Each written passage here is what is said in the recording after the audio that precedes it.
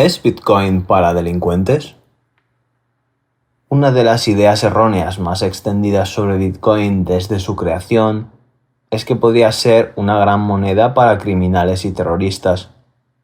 Se ha publicado una larga lista de artículos de prensa con afirmaciones infundadas acerca de que hay terroristas y bandas criminales que están utilizando Bitcoin para desplegar sus actividades. Muchos de estos artículos se han retractado, pero no antes de dejar una falsa impresión en la mente de numerosas personas, entre ellas los delincuentes mal informados. Lo cierto es que el libro mayor de Bitcoin es inmutable y accesible desde el mundo entero. En el mismo quedarán registradas todas las transacciones durante el tiempo que Bitcoin esté operativo. Es inexacto afirmar que Bitcoin es anónimo, ya que más bien es seudónimo.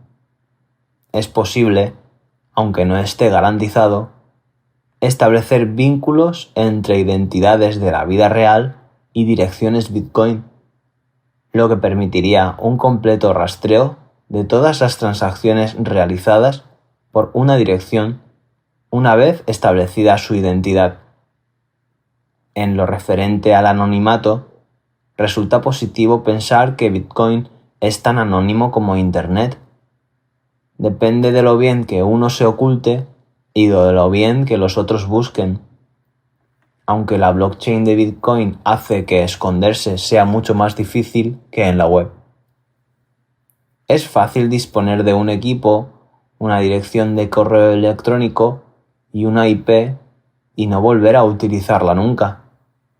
Pero resulta más complicado borrar por completo el rastro de fondos de una dirección Bitcoin. Por su propia naturaleza, la estructura de la blockchain de Bitcoin no es ideal para proteger la privacidad. Todo esto significa que sería desaconsejable para cualquier delincuente que realmente tenga una víctima utilizar Bitcoin. Su naturaleza seudónima implica que las direcciones podrían vincularse a identidades del mundo real, incluso muchos años después de cometerse un delito. La policía, las víctimas y cualquier investigador contratado por estas bien podrían encontrar un vínculo a la identidad del delincuente, aunque hayan pasado muchos años. El mismo rastro de pagos de Bitcoin ha sido el motivo por el que muchos narcotraficantes de Internet han sido identificados y pillados al tragarse el cuento de que la red era completamente anónima.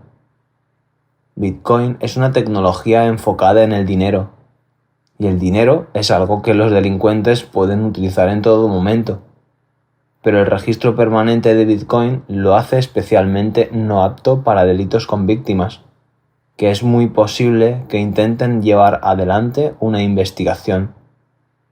Bitcoin puede resultar útil a la hora de propiciar los llamados crímenes sin víctimas, en los que la ausencia de una persona afectada significará que nadie intentará desentrañar la identidad del delincuente. De hecho, y una vez superada la propaganda anunciada en el siglo XX, no existe nada parecido a un crimen sin víctima. Si una acción no tiene víctimas, no es un delito, pese a lo que algunos votantes engreídos o burócratas quieran hacernos creer sobre su prerrogativa a legislar moralmente de cara a los demás. Para dichas acciones ilegales, pero completamente éticas, Bitcoin podría resultar de utilidad porque no hay víctimas que intenten atrapar al autor. La inofensiva actividad llevada a cabo aparece en la blockchain como una transacción individual que podría tener multitud de causas. De modo que es de esperar que los crímenes sin víctimas, como las apuestas por Internet y la evasión de capitales, utilicen Bitcoin. Pero también que asesinos o terroristas no lo hagan. Parece que hay tráfico de drogas en la blockchain de Bitcoin, aunque aparentemente se debe más a las ansias de los adictos que al sentido común. como lo atestiguan el gran número de compradores de drogas mediante bitcoins identificados por la policía. Si bien los datos estadísticos al respecto son muy difíciles de encontrar, no me sorprendería descubrir que comprar drogas con bitcoin es en realidad mucho más peligroso que hacerlo con dinero físico gubernamental. En otras palabras, es probable que Bitcoin logre que las personas gocen de una mayor libertad, aunque no necesariamente hará que les resulte más fácil cometer delitos. No se trata de una herramienta que deba ser temida, sino aceptada como parte integral de un futuro próspero y pacífico. Un tipo de delito muy sonado que en efecto ha utilizado mucho Bitcoin es el ransomware o el cibersecuestro de datos, un método no autorizado de acceder a los ordenadores que encripta los archivos de la víctima y que solo los libera si éste efectúa un pago al beneficiario, por norma general en Bitcoin. Si bien estas formas de delincuencia ya existían antes de Bitcoin, resulta más fácil llevarlas a cabo desde la invención de esta red. Este es posiblemente el mejor ejemplo de las formas en que Bitcoin puede facilitar un delito, pero puede entenderse que estos ataques de ransomware se produzcan a raíz del aprovechamiento de una laxa seguridad informática. El problema de una empresa que vea encriptado todo su sistema informático por hackers anónimos que exigen unos miles de dólares en Bitcoin va mucho más allá del de sufrir el ataque y la extorsión. El aliciente para estos piratas informáticos puede ser esos miles de dólares, pero el peligro derivado de que los competidores de la compañía, sus clientes o sus proveedores puedan acceder a dichos datos puede ser mucho mayor. De hecho, lo que han permitido los ataques ransomware es la detección y exposición de fallos de seguridad informática. Este proceso está haciendo que las empresas adopten mejores medidas de seguridad y que la seguridad informática aumente en tanto que industria. Dicho de otro modo, Bitcoin permite el crecimiento del mercado de seguridad informático. Si bien al principio los hackers pueden beneficiarse de esto, a la larga habrá empresas productivas al mando de los mejores recursos en materia de seguridad. Cómo acabar con Bitcoin, guía para principiantes. Muchos bitcoiners han desarrollado una convicción cuasi religiosa en la capacidad de Bitcoin para sobrevivir pase lo que pase. La cantidad de capacidad de procesamiento que tiene la red y el elevado número de nodos distribuidos en todo el mundo y que verifican transacciones son hechos que indican que Bitcoin es muy resistente al cambio. Y lo más probable es que continúe así conforme pase el tiempo. A menudo, la mayoría de las personas que no conocen Bitcoin creen que está condenado al fracaso porque será inevitable que sea hackeado algún día, como al parecer ocurre con todo lo que es digital. Una vez que se entiende el funcionamiento de Bitcoin, resulta evidente que no es tarea fácil hackearlo. Planean otras varias amenazas sobre Bitcoin. La seguridad de los sistemas informáticos supone un problema de difícil solución, ya que conlleva agresores impredecibles en busca de nuevos ángulos por los que atacar. No es objeto del presente libro dilucidar todos los posibles peligros para Bitcoin ni evaluarlos. Esta parte solo revisa algunas de las amenazas más destacadas y las más pertinentes para el propósito de este libro sobre Bitcoin, en tanto que dinero sólido. Hackeo. La resistencia de Bitcoin a sufrir un ataque radica en tres propiedades: su básica simplicidad, su gran capacidad de procesamiento, que no hace sino garantizar la seguridad de su sencillo diseño, y los nodos distribuidos, que tienen que alcanzar el consenso para que cualquier cambio entre en vigor. Para hacerte una idea de lo sumamente fortificado que está Bitcoin, imagina el equivalente digital de colocar toda la infantería y el equipamiento del ejército estadounidense alrededor del patio de un colegio para protegerlo contra una invasión. En esencia, Bitcoin es un registro de propiedad de monedas virtuales. Solo hay 21 millones de las mismas, y unos cuantos millones de direcciones que las poseen. Cada día, no más de 500.000 transacciones mueven algunas de estas monedas de un lado a otro. La capacidad de procesamiento necesaria para operar este sistema es mínima. Un portátil de $100 podría hacerlo al mismo tiempo que navega por Internet. Pero el motivo por el que Bitcoin no opera desde un solo portátil es que esto exigiría confiar en el dueño del mismo, además de ser un blanco relativamente fácil de un hacker. La seguridad de todas las redes informáticas depende de que algunos ordenadores sean infranqueables a atacantes, así como de utilizar estos como registro definitivo. Bitcoin, por otro lado, adopta un enfoque muy diferente. No se molesta en asegurar ninguno de sus ordenadores por separado, y funciona sobre la hipótesis de trabajo de que todos los nodos informáticos son atacantes hostiles. En lugar de instaurar la confianza en cualquier miembro de la red, Bitcoin verifica todo lo que hacen. Este proceso de verificación a través de la prueba de trabajo es lo que consume grandes cantidades de capacidad de procesamiento. Y este procesamiento se ha demostrado muy eficaz porque hace que la seguridad de Bitcoin dependa de la capacidad de procesamiento bruta y, por consiguiente, invulnerable a dificultades de acceso o credenciales. Si se supone que todo el mundo es deshonesto, todos deben pagar un coste elevado para realizar transacciones en el registro común, y todos pagarán dichos costes si se detecta algún fraude. Los incentivos económicos convierten la deslealtad en algo muy costoso y con muy pocas probabilidades de éxito.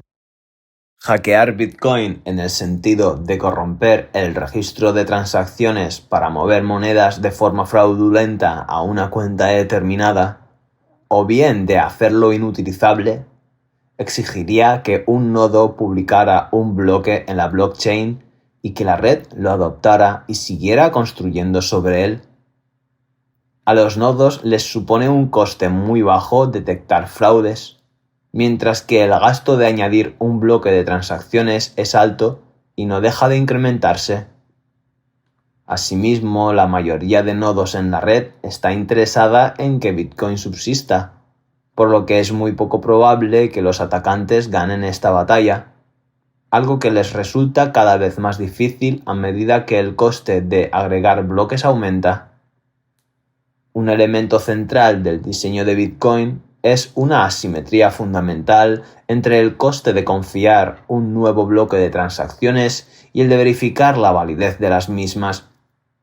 Esto significa que, si bien es técnicamente posible falsificar el registro, los incentivos económicos juegan en contra. Por ello, el libro mayor de transacciones constituye hasta ahora un incuestionable registro de operaciones válidas. El ataque del 51%. El ataque del 51% es una forma de utilizar grandes cantidades de tasa de hash para generar transacciones fraudulentas gastando 2 veces la misma moneda. Luego se cancela una de las transacciones y se defrauda al receptor. En lo esencial, si logra solucionar rápidamente problemas de la prueba de trabajo, un minero que controle un gran porcentaje de tasa de hash podría gastar un Bitcoin en una cadena pública que reciba confirmaciones a la vez que esté minando otra bifurcación de la blockchain con otra transacción del mismo Bitcoin en otra dirección, que pertenezca al atacante. El receptor de la primera transacción recibe confirmaciones, pero el atacante intentará utilizar su capacidad de procesamiento para hacer más larga la segunda cadena. Si logra que la cadena sea más larga que la primera, el ataque tiene éxito, y el destinatario de la primera transacción verá desaparecer las monedas que reciba. Cuanto más tasas de hash pueda administrar un atacante, más probable es que logre hacer más larga la cadena fraudulenta que la pública, e invertir luego su transacción y ganancia. Aunque en teoría esto pueda parecer fácil, en la práctica ha resultado ser muy difícil. Cuanto más tiempo espere el receptor la confirmación, menos probable es que el atacante se salga con la suya. Si el destinatario está dispuesto a esperar 6 confirmaciones, la probabilidad de que el ataque llegue a buen puerto se reduce muchísimo.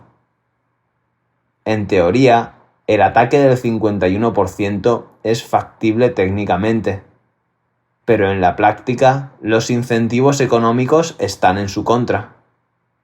Un minero que logre ejecutar con éxito un ataque del 51% socavará gravemente los incentivos económicos para que cualquiera utilice Bitcoin, y con ello la demanda de tokens. Si bien el minado en Bitcoin ha crecido hasta convertirse en una industria de capital intensivo con grandes inversiones dedicadas a producir monedas, ha aumentado el interés a largo plazo de los mineros por conservar la integridad de la red, ya que el valor de su recompensa depende de ello. No se ha confirmado ningún ataque de doble gasto en ninguna transacción. El episodio en que más cerca estuvo Bitcoin de sufrir un ataque de este tipo sucedió en 2013, cuando robaron unos 1000 Bitcoins, valorados en unos $100.000 en aquel momento, a una casa de apuestas Bitcoin llamada Bitcoin Dice, y lo hicieron mediante ataques de doble gasto, utilizando significativos recursos mineros. Sin embargo, este ataque solo triunfó porque Bitcoin Dice aceptaba transacciones con 0 confirmaciones, lo que motivó que el precio del ataque fuera relativamente bajo. Si hubieran aceptado transacciones con una confirmación, les hubiera resultado mucho más difícil llevar a cabo el mismo. Esta es otra razón por la que blockchain de Bitcoin no es la solución ideal para efectuar pagos de bienes de consumo masivo. Lleva entre 1 y 12 minutos generar un nuevo bloque y producir una confirmación para realizar una transacción. Si un gran procesador de pagos acepta el riesgo de aprobar los mismos sin confirmación ninguna, el mismo se constituye en un banco lucrativo para ataques de doble gasto coordinados que utilicen grandes recursos de minería. A modo de conclusión, en teoría, es posible ejecutar un ataque del 51% si los destinatarios de los pagos no quieren que algunos bloques confirmen la validez de la transacción. Sin embargo, en la práctica, los incentivos económicos se muestran muy desfavorables a que los dueños de potencia de hash utilicen sus inversiones en este sentido. Como resultado, no se ha producido ningún ataque del 51% en nodos que hayan esperado al menos una confirmación. Es probable que el ataque del 51% fracase si se hace con ánimo de lucro, pero este podría llevarse a cabo sin ninguna finalidad lucrativa, con la sola intención de destruir Bitcoin. Un gobierno u organismo privado podría decidir adquirir capacidad de minería de Bitcoin para incautar una mayoría de la red y proceder a utilizar dicha tasa de hash para lanzar continuos ataques de doble gasto, defraudando a muchos usuarios y acabando con la confianza en la seguridad de Bitcoin. Pero la naturaleza económica de la minería se muestra muy desfavorable a que este escenario se materialice. La capacidad de procesamiento es un mercado global muy competitivo y minar Bitcoin es uno de los usos más grandes, productivos y rápidos del mundo. Puede que un atacante estudie el coste de requisar el 51% de la actual potencia de hash y esté dispuesto a dedicar ese coste a la compra del hardware necesario para ello. Pero movilizar semejante cantidad de recursos para comprar un equipo de minería de Bitcoin conduciría simplemente a un pronunciado aumento del precio de dicho equipo, lo que recompensaría a los actuales mineros y les permitiría invertir más en la compra de equipo de minería. También conduciría a una mayor inversión de capital en la producción de potencia de minería por parte de los productores que viven de minar bitcoins, lo que bajaría el precio de la capacidad de procesamiento y permitiría un mayor ritmo de crecimiento de la tasa de hash de Bitcoin. En tanto que intruso que entra en el mercado, el atacante está en constante desventaja, ya que su adquisición del equipo de minería lleva a un mayor crecimiento de la capacidad de procesamiento para minar no controlado por él mismo. A su vez, cuantos más recursos se destinen a la construcción de la capacidad de procesamiento para atacar Bitcoin, más rápido es el crecimiento de la capacidad de procesamiento de la red y más difícil resulta de atacar. De nuevo, si bien es técnicamente posible, los aspectos económicos de Bitcoin hacen que sea muy poco probable que un atacante de este tipo pueda prosperar. Un atacante, en particular un Estado, podría intentar atacar Bitcoin haciéndose con el control de la infraestructura de minería existente y utilizarla para socavar la seguridad de la red. El hecho de que la minería en Bitcoin se distribuya ampliamente en sentido geográfico encierra un desafío que exigiría la colaboración por parte de varios gobiernos del mundo. Un mejor modo de implementar este ataque tal vez no sea haciéndose físicamente con el equipo de minería, sino incautándolo a través de puertas traseras. Esto sería corrompiendo el hardware que ejecuta el software de Bitcoin para que sea accesible a agentes externos. Por ejemplo, los nodos que minan podrían equiparse con un programa malicioso, malware, indetectable, que permita a extraños apoderarse del hardware. Este equipo podría entonces ser desactivado o controlado a distancia en el momento en el que se lanzase un ataque del 51%. Otro ejemplo sería hacerlo a través de tecnología espía instalada en los ordenadores de los usuarios que permitiría acceder a los bitcoins del usuario tras acceder a sus claves privadas. Estos ataques a gran escala podrían socavar con creces la confianza en Bitcoin como activo y la demanda del mismo.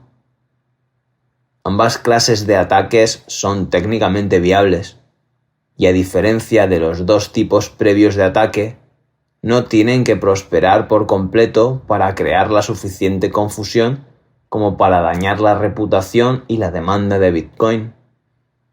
Semejante ataque contra el equipo de minería tiene más probabilidades de tener éxito, dado que solo existen unos cuantos fabricantes del mismo, algo que constituye uno de los puntos únicos de fallo más importantes de Bitcoin.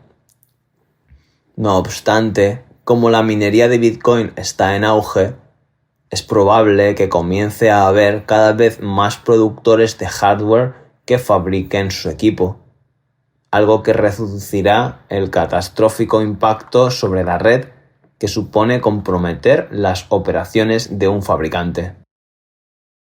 Con los ordenadores individuales, este riesgo es menos sistemático para la red porque, en todo el mundo, hay prácticamente un número ilimitado de fabricantes de equipos de acceso capaces de entrar en la red Bitcoin.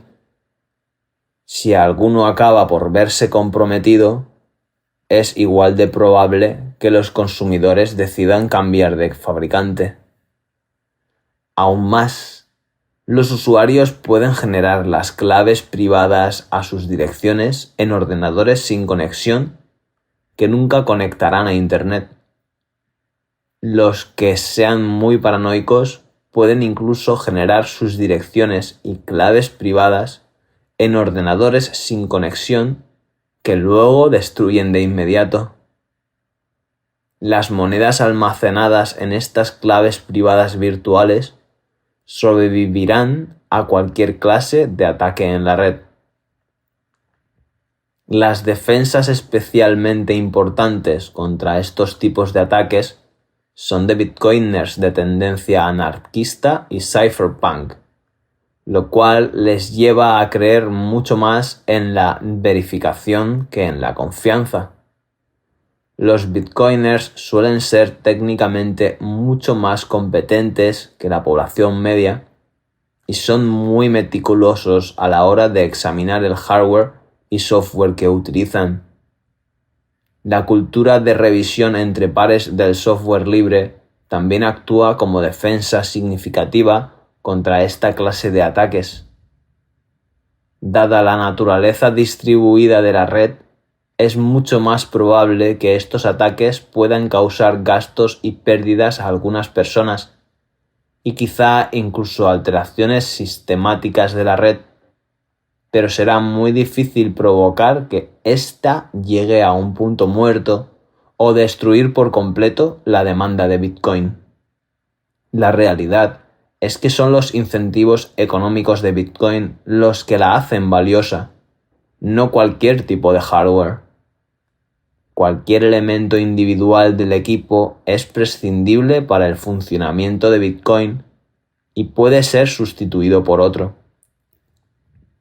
Aún así, la subsistencia y solidez de Bitcoin se verán reforzadas si puede diversificar sus proveedores de hardware para que ninguno de ellos acabe siendo demasiado importante en términos sistémicos. Una de las ideas equivocadas más difundidas sobre Bitcoin es que puede clausurarse mediante el cierre de importantes infraestructuras de comunicaciones de las que depende Bitcoin, o cerrar el servicio de Internet. El problema de estos escenarios es que malinterpretan Bitcoin al verla como una red en el sentido tradicional de un hardware y una infraestructura con puntos críticos que pueden ser atacados y verse comprometidos. Pero Bitcoin es un protocolo de software. Se trata de un proceso interno que se puede llevar a cabo en cualquiera de los miles de millones de ordenadores distribuidos por todo el mundo. Bitcoin no tiene un punto único de fallo, ni una única e indispensable estructura de hardware en cualquier lugar del mundo de la que dependa. Cualquier ordenador que ejecute el software de Bitcoin puede conectarse a la red y realizar operaciones en la misma. En este sentido, es parecido a Internet en que es un protocolo que permite a los ordenadores estar conectados. No es la infraestructura que los conecta. La cantidad de datos que se requiere para transmitir información sobre Bitcoin no es muy grande y constituye una ínfima parte de la cantidad total del tráfico de Internet. Bitcoin no necesita una infraestructura tan amplia como el resto de Internet, porque su blockchain solo puede transmitir 1 megabyte de datos cada 10 minutos. Existen incontables tecnologías alámbricas e inalámbricas de transmisión de datos en todo el mundo, y cualquier usuario solo necesita que una de ellas funcione para conectarse a la red. Para crear un mundo en que ningún usuario de Bitcoin pueda conectarse con otros usuarios, la clase de daño que habría que infligir a la información, los datos y la infraestructura de conectividad del mundo sería devastadora. La vida de la sociedad actual depende en gran medida de la conectividad. y muchos servicios y cuestiones de vida y muerte dependen de la continuación de estas infraestructuras de comunicación. Tratar de apagar toda la infraestructura de Internet al mismo tiempo provocaría daños significativos en cualquier sociedad que lo intentara, y es posible que no consiguiera detener el flujo de Bitcoin, ya que ordenadores dispersos siempre podrían conectarse entre sí utilizando protocolos y conexiones desplegadas por todo el mundo, utilizadas por demasiada gente como para que cualquier fuerza consiguiera hacer que dejaran de funcionar al mismo tiempo. La única hipotética situación en la que esto podría ocurrir sería mediante la clase de escenario apocalíptico tras el que no quedaría nadie para preguntarse siquiera si Bitcoin funciona o no. De todas las amenazas contra Bitcoin que con frecuencia se mencionan, creo que esta es la menos creíble y válida.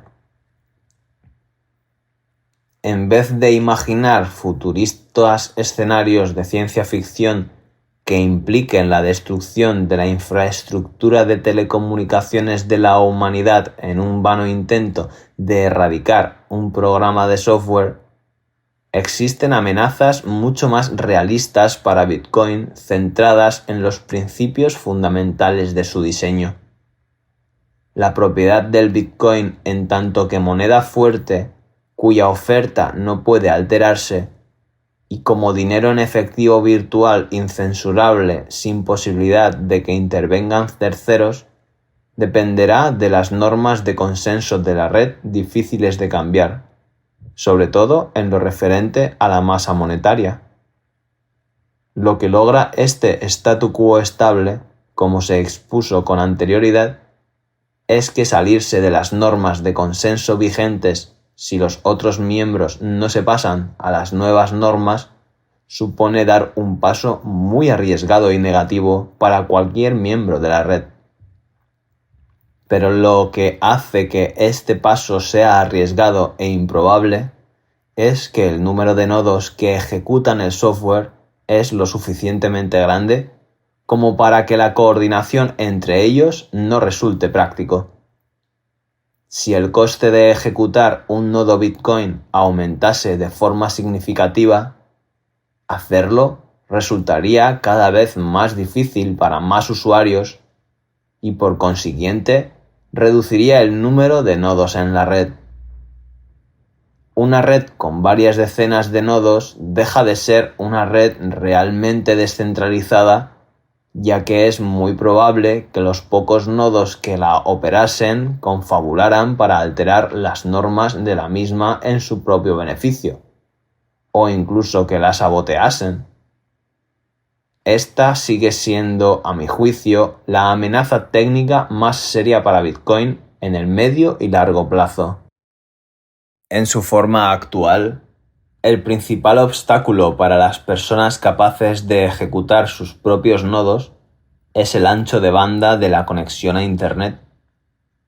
Como los bloques siguen siendo de 1 megabyte, esto debería ser, en términos generales, controlable. La bifurcación que incrementase el tamaño del bloque provocaría un aumento en el coste de operar un nodo y llevaría a la reducción del número de nodos operativos. Igual que con las anteriores amenazas, si bien es técnicamente posible, sigue siendo improbable que se materialice, porque los incentivos económicos del sistema actúan en contra, como lo demuestra el rechazo generalizado a los intentos de incrementar el tamaño del bloque de momento. La función hash SHA-256 es parte integral del funcionamiento del sistema Bitcoin. En resumen, una función hash es un proceso que, utilizando una fórmula matemática irreversible, toma datos de entrada de cualquier tamaño, realiza una operación y devuelve datos de salida de un tamaño fijo, conocido como hash. En otras palabras, es común utilizar esta función con el fin de generar un hash para cualquier conjunto de datos, pero no resulta posible determinar la cadena de datos original a partir del hash. Con las mejoras de la capacidad de procesamiento, podría ser factible que los ordenadores calcularan y revirtieran estas funciones hash, lo que se traduciría en que todas las direcciones de Bitcoin serían vulnerables al robo. No se puede comprobar si podría darse este escenario ni cuándo, pero si ocurriera, constituiría una amenaza técnica muy grave para Bitcoin. La solución técnica para contrarrestar esto es optar por una forma de cifrado más sólido, pero la parte complicada es coordinar una bifurcación que lleve a que todos los nodos de la red abandonen las antiguas normas de consenso por un nuevo conjunto de reglas con una nueva función hash. Todos los problemas previamente examinados sobre la dificultad de coordinar un hard fork o bifurcación dura se aplican en este caso. Pero, esta vez, como la amenaza es real, y como cualquier titular de bitcoins que elija permanecer en la antigua aplicación es vulnerable a ser hackeado, lo más probable es que una abrumadora mayoría de los usuarios participen en la misma. La única cuestión interesante que resta es si este hard fork será ordenado y atestiguará cómo todos los usuarios migran a la misma cadena, o si conducirá a que la cadena se divida en varias ramificaciones que utilicen métodos de cifrado diferentes. Si bien no hay duda de que es posible que se rompa el algoritmo de cifrado SHA-256, los incentivos económicos de los usuarios de la red harán que se pasen a otro algoritmo más fuerte y cambien juntos de algoritmo. Si bien la mayoría de los debates sobre cómo Bitcoin podría fallar o ser destruido se centran en ataques técnicos, un modo de atacar la red mucho más viable sería socavando los incentivos económicos para utilizarla. Intentar atacar o destruir Bitcoin de alguna de las formas señaladas antes es muy improbable porque entra en conflicto con los incentivos económicos que impulsan el uso de Bitcoin. La situación es análoga a intentar prohibir las ruedas o los cuchillos. Siempre y cuando la tecnología resulte útil para la gente, los intentos de prohibirla fracasarán, ya que las personas seguirán encontrando formas de utilizarla, legalmente o no. El único modo en que se puede detener una tecnología no es prohibiéndola, sino inventando un sustituto mejor u obviando la necesidad de su uso. Jamás podría haberse prohibido la máquina de escribir o legislar para acabar con ella. Fue el auge del ordenador personal lo que la hizo desaparecer. La demanda de Bitcoin tiene su origen en la necesidad que tienen personas de todo el mundo de realizar transacciones que sorteen los controles políticos, así como de contar con un depósito de valor resistente a la inflación. Mientras las autoridades políticas impongan restricciones y limitaciones sobre quienes hagan transacciones de dinero, y en la medida en que el dinero gubernamental sea dinero fácil, cuya oferta pueda expandirse con facilidad según el capricho de los políticos, seguirá existiendo demanda de Bitcoin. Es probable que la reducción del crecimiento de su oferta lleve a que su cotización se aprecie con el tiempo, atrayendo así a un número aún mayor de personas que la utilizará como reserva de valor. Hipotéticamente, si los sistemas bancarios y monetarios de todo el mundo se sustituyeran por los del patrón oro de finales del siglo XIX, Cuando la libertad individual y una moneda fuerte tenían primordial importancia, es probable que la demanda de Bitcoin remitiera de forma significativa. Podría darse el caso de que semejante cambio provocara una reducción de la demanda lo bastante amplia de Bitcoin que hiciera bajar su precio de forma significativa, dañando notablemente a los propietarios actuales, aumentando la volatilidad de la moneda y haciéndola retroceder muchos años. Con la creciente volatilidad y la disponibilidad de un patrón monetario internacional de moneda fuerte y relativamente estable, el incentivo para utilizar Bitcoin caería de forma apreciable. En un mundo en que las restricciones gubernamentales y las tendencias inflacionarias son disciplinadas por el patrón oro, podría suceder que la precursora ventaja y la relativa estabilidad del poder adquisitivo del oro constituyera una infranqueable barrera para Bitcoin, al privarle de un rápido incremento de usuarios e impidiéndole alcanzar un tamaño lo bastante grande con algún viso de estabilidad en el precio. En la práctica, sin embargo, la posibilidad de una vuelta mundial al dinero sólido y a un gobierno liberal es muy poco probable, ya que estos conceptos son en gran medida ajenos a la inmensa mayoría de políticos y votantes del mundo, que han sido criados durante generaciones para entender el control gubernamental del dinero como algo necesario para el funcionamiento de cualquier sociedad. Incluso si semejante transformación monetaria y política fuera posible, lo más probable es que la menguante tasa de crecimiento de Bitcoin siguiese siendo una atractiva apuesta especulativa para muchos, lo que en sí mismo haría que aumentara aún más y adquiriera un papel monetario más importante. Mi valoración es que un regreso global monetario al oro podría representar la mayor amenaza para Bitcoin, aunque es muy improbable que esto suceda y que acabe con Bitcoin por completo. Otra posibilidad para perjudicar a Bitcoin sería mediante la invención de una nueva forma de dinero sólido superior a Bitcoin.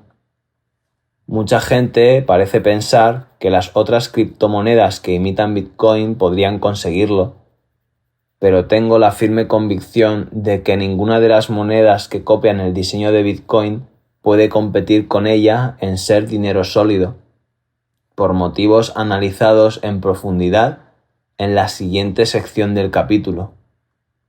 Principalmente, Bitcoin es la única moneda digital descentralizada de verdad que ha crecido de manera espontánea como una simetría perfectamente equilibrada entre mineros, programadores y usuarios, ninguno de los cuales puede controlarla. Solo fue posible desarrollar una divisa basada en este diseño porque una vez que resultó evidente su viabilidad, cualquier intento de copiarla ha dado como resultado una red jerárquica y centralmente controlada, incapaz de escapar al control de sus creadores. De modo que, en lo que respecta a la estructura y la tecnología de Bitcoin, es muy improbable que cualquier moneda que la copie pueda sustituir esta red. Un nuevo diseño y tecnología para implementar dinero digital y una moneda fuerte podría producir dicho rival, aunque es imposible predecir la aparición de una tecnología semejante antes de que alguien la cree. Los problemas que se han cernido a lo largo de los años sobre el dinero digital ponen de manifiesto que no se trata de un invento fácil de idear. Si bien Bitcoin fue el primer ejemplo de dinero electrónico peer-to-peer, sin duda no fue el último.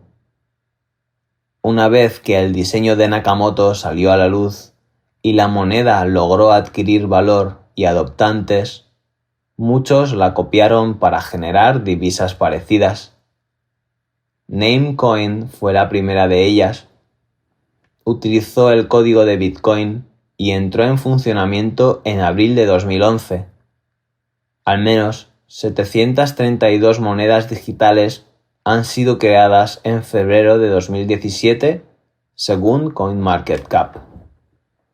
Aunque es frecuente pensar que estas divisas existen en competencia con Bitcoin y que puede que alguna de ellas la supere en el futuro, en realidad esto no es así, ya que nunca podrán tener las propiedades que hacen que Bitcoin sea funcional como dinero sólido digital.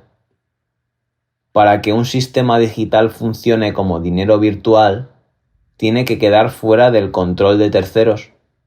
Su funcionamiento debe ajustarse a la voluntad de sus usuarios según el protocolo, sin posibilidad de que una tercera parte detenga estos pagos.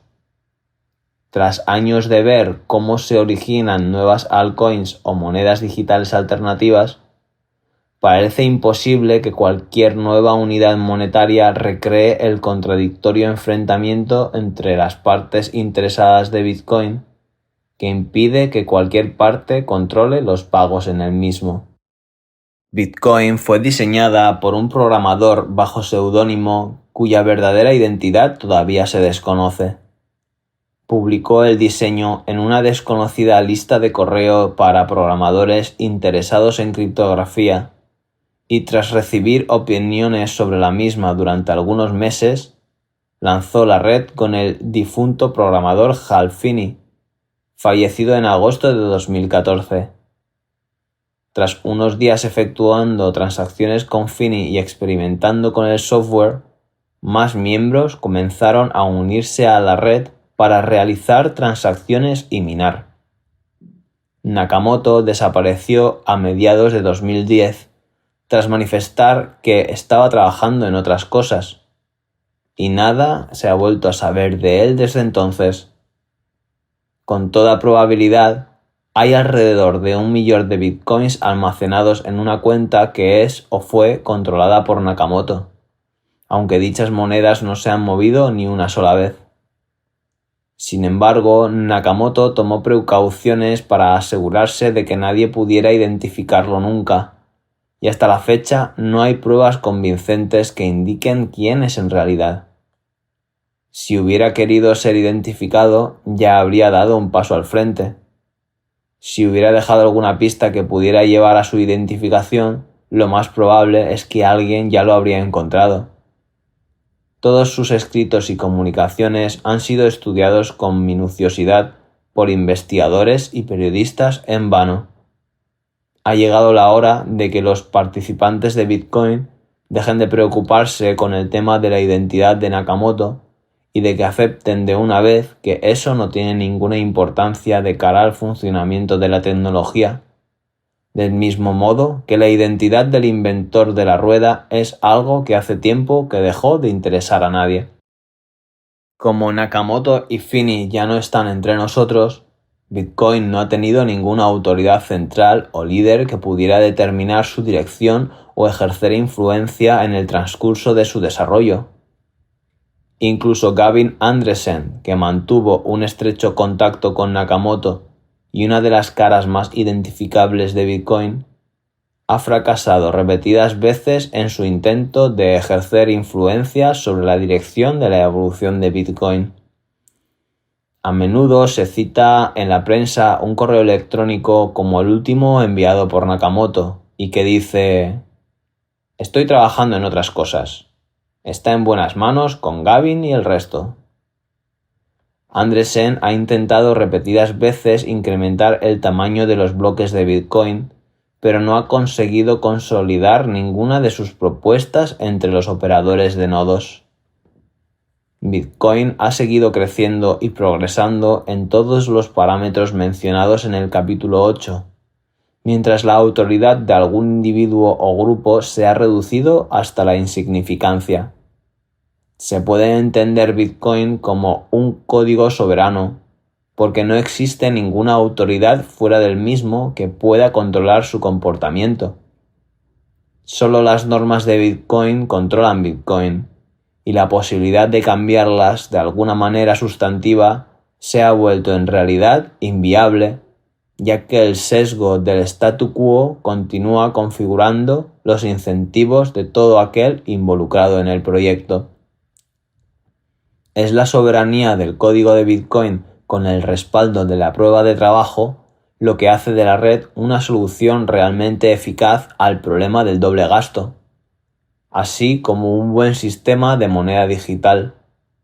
Y es esta falta de necesidad de confianza lo que no pueden replicar otras monedas digitales.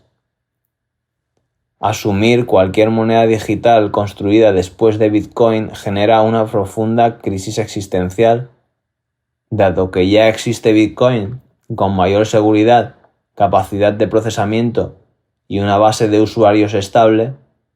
Cualquiera que esté buscando una moneda digital la preferirá de forma natural por encima de otras alternativas más pequeñas y menos seguras.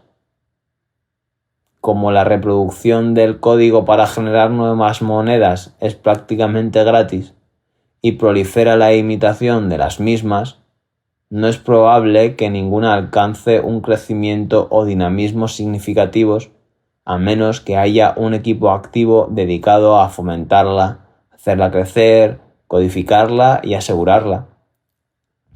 Al ser la primera invención semejante, el hecho de que Bitcoin demostrara su valor como moneda digital fuerte fue suficiente para garantizar la creciente demanda, lo que permitió que triunfara cuando la única persona detrás de la misma era un programador anónimo que prácticamente no gastó nada en promocionarla. Siendo básicamente imitaciones muy fáciles de recrear, ninguna altcoin disfruta del lujo de la demanda del mundo real, por lo que deben construirla e incrementarla de forma activa. Esta es la razón por la que prácticamente todas las altcoins tienen un equipo encargado de la gestión de las mismas. Comienzan el proyecto, la comercializan, diseñan el material de marketing y enchufan comunicados de prensa a los medios como si fueran noticias. Al mismo tiempo que cuentan con la ventaja de minar un gran número de monedas en un primer momento antes de que nadie haya oído hablar de la moneda. Estos equipos están formados por personas públicamente conocidas, las cuales, independientemente de lo mucho que se esfuercen, no pueden demostrar de manera creíble que no ejercen control sobre la dirección de la moneda, lo que socava cualquier alegación que puedan realizar de ser una forma de dinero digital que no puede ser editado o controlado por una tercera parte. Dicho de otro modo, después de que el genio de Bitcoin saliera de la botella, cualquiera que intente configurar una alternativa a Bitcoin solo lo conseguirá haciendo una inversión sustancial en la moneda, lo que de manera efectiva le coloca al mando de la misma. Y mientras haya una parte con facultades soberanas sobre la moneda digital, dicha moneda no podrá entenderse como una forma de dinero virtual, sino más bien como una forma de pago intermediado, y una muy ineficaz. Esto presenta un dilema al que se enfrentan los diseñadores de monedas alternativas. Sin la gestión activa de un equipo de desarrolladores y profesionales del marketing, ninguna moneda digital atraerá ninguna atención ni capital en un mar de más de 1000 monedas. Pero con la gestión activa, el desarrollo y el marketing por parte de un equipo, la moneda no puede demostrar de manera creíble que no está controlada por esas personas. Con un grupo de desarrolladores que controlan tanto la mayoría de las monedas como la capacidad de procesamiento y los conocimientos especializados en programación, la moneda es prácticamente una divisa centralizada cuyo modelo de desarrollo es dictado por los intereses del equipo. No hay nada malo en una moneda digital centralizada, y bien podemos encontrar competidores semejantes en el libre mercado sin restricciones gubernamentales. pero hay algo profunda y fundamentalmente errado respecto a una moneda centralizada que adopta un diseño muy engorroso e ineficaz, cuya peculiar ventaja es la supresión de un punto único de fallo. Este problema es más acusado en el caso de las monedas digitales que comienzan con una oferta inicial de moneda, las conocidas como ICO, que generan un grupo muy visible de desarrolladores que se comunican públicamente con los inversores, lo cual convierte todo el proyecto en centralizado. Las dificultades y tribulaciones de Ethereum, la mayor moneda por lo que respecta a valor de mercado después de Bitcoin, ilustra a las claras este punto. La Organización Autónoma Descentralizada, o DAO por sus siglas en inglés, fue la primera aplicación de contratos inteligentes en la red de Ethereum. Tras invertirse $150 millones en este contrato inteligente, un atacante fue capaz de ejecutar el código de forma que desvió una tercera parte de todos los activos de la DAO a su propia cuenta. Sin duda, resultaría inexacto describir este ataque como un robo, porque todos los depositantes habían aceptado que el código, y nada más, controlara su dinero, y el atacante no hizo otra cosa más que ejecutarlo tal como habían aceptado los titulares de los depósitos. En el periodo subsiguiente al hackeo de la DAO, los desarrolladores de Ethereum crearon una nueva versión donde este inoportuno error nunca había ocurrido, confiscando los fondos del atacante y distribuyéndolos entre sus víctimas. Esta reinyección de gestión humana subjetiva contraviene el objetivo de convertir el código en ley y cuestiona la razón de ser de los contratos inteligentes. Si la segunda mayor red en cuanto a capacidad de procesamiento puede ver alterado el riesgo de su blockchain cuando las transacciones no siguen el camino que se adecua a los intereses del equipo encargado del desarrollo, entonces la idea de que cualquiera de los altcoins está realmente regulada por la capacidad de procesamiento es insostenible. La concentración de la tenencia de monedas, la capacidad de procesamiento y la capacidad de programación en manos de un grupo de personas que en realidad son socios de una empresa, contradice el objetivo de utilizar una estructura blockchain.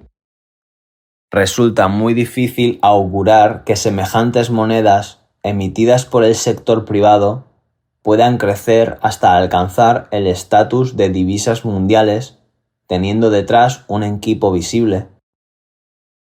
Si las monedas se apreciasen de forma significativa, un pequeño grupo de creadores se volvería extremadamente rico y contaría con el poder de ingresar por señoreaje, papel reservado para los estados-nación en el mundo actual. Los bancos centrales y los gobiernos nacionales no van a aceptar de buen grado este menoscabo de su autoridad. A los bancos centrales les resultaría relativamente fácil acabar con cualquiera de los equipos que hubiera detrás de dicha moneda, o alterar su funcionamiento de modo que le impidiera competir con las divisas nacionales. Ninguna altcoin ha demostrado tener ni de cerca la notable resiliencia al cambio de Bitcoin, que se debe a su verdadera naturaleza descentralizada y a los importantes incentivos para que todos se atengan a las normas de consenso. Bitcoin solo puede formular esta alegación tras crecer en las profundidades de Internet durante 9 años sin el control de ninguna autoridad, así como de repeler con gran habilidad algunas campañas coordinadas y bien financiadas para alterarlo. En comparación, las altcoins tienen la inequívoca y amigable cultura de gente simpática y encantadora que trabaja junta en un proyecto en equipo. Si bien esto sería genial para una moderna startup, es anatema para un nuevo proyecto que quiera demostrar un compromiso creíble con una política monetaria fija. Si los equipos que hay detrás de una determinada moneda alternativa decidieran cambiar su política monetaria, eso sería algo relativamente sencillo de lograr. Por ejemplo, Ethereum aún no tiene una clara visión sobre cómo quiere que sea su política monetaria en el futuro, y ha dejado la cuestión al arbitrio del debate comunitario.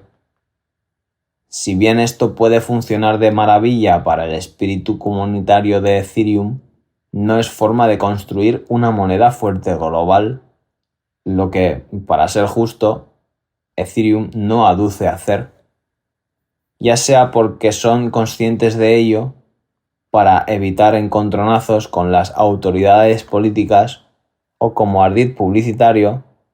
La mayoría de altcoins no se anuncian como competidores de Bitcoin, sino como monedas que desempeñan funciones diferentes a Bitcoin. No hay nada en el diseño de Bitcoin que sugiera que sería bueno para ninguno de los múltiples casos de uso que otras monedas afirman poder llevar a cabo.